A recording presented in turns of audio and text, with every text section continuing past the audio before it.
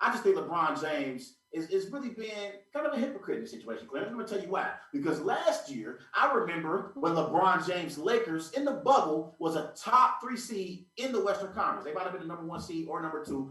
I don't necessarily remember. But they were a top 3 seed in the West last year. And I don't recall, LeBron had a comment where he said teams like my Portland Trailblazers, the Memphis Grizzlies, they can fight it out for that final 8th playoff spot in the playoffs. Right. And he said this last year, and now all of a sudden, because his team is struggling with injuries this year, and because they're in the play-in game, now LeBron James all of a sudden want to say whoever created this idea should be fired. Ain't it funny how things change after a year? I think LeBron James is wrong here, and I think he's been a little bit of a hypocrite because it's his team now that's in a position where they can get knocked off and not even participate in the NBA playoffs at all. Even though I don't think that's going to happen, but it's just kind of hypocritical by LeBron James doing this. It looks very hypocritical because it's like the tables turned on him.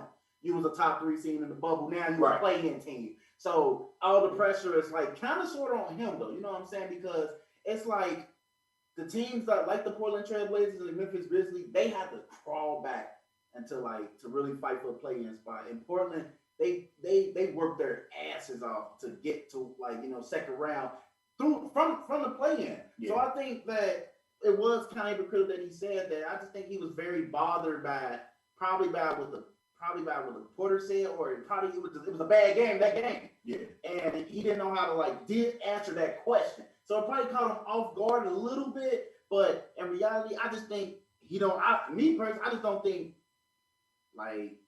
he's really overreacting to this. You know what I'm saying? I think this is a great idea from Al Silver and LeBron. He's just kind of sad because he's in the play-in, right? And he don't know how to hold his emotions too. Yeah. The tables have turned this year. Yeah. The Lakers are now 7th seed in the Western Conference, and we all know if the Lakers were healthy, they would be a top 3 seed in the Western Conference. No questions about it.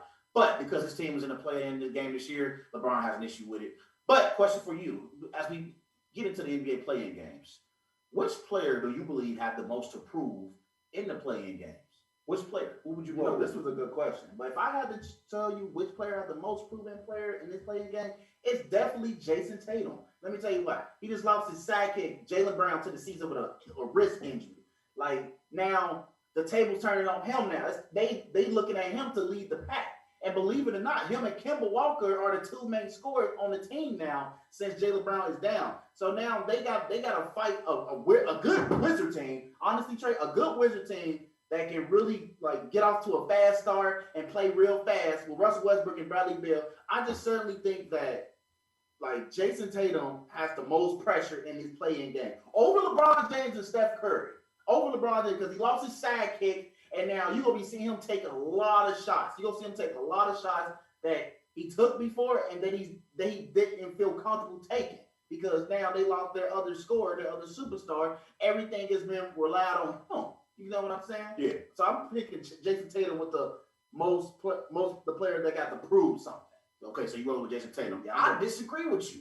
And I'm going to tell you why. You said it at the beginning of what you were talking about. When you first started talking, you mentioned about Jaylen Brown. We all know Jaylen Brown is an up-and-coming star. Yeah, I said star in this NBA. He has formed a dynamic duo alongside Jason Tatum. But because Jaylen Brown is injured currently, I believe the Boston Celtics expectations got thrown out the window and they slid tremendously because I feel like now they're not a team that we believe can actually make a legitimate run in the Eastern Conference. Right. I think Jason Tatum is now just playing by himself as far as when it comes to stars. And we know they're not getting to the Eastern Conference Finals.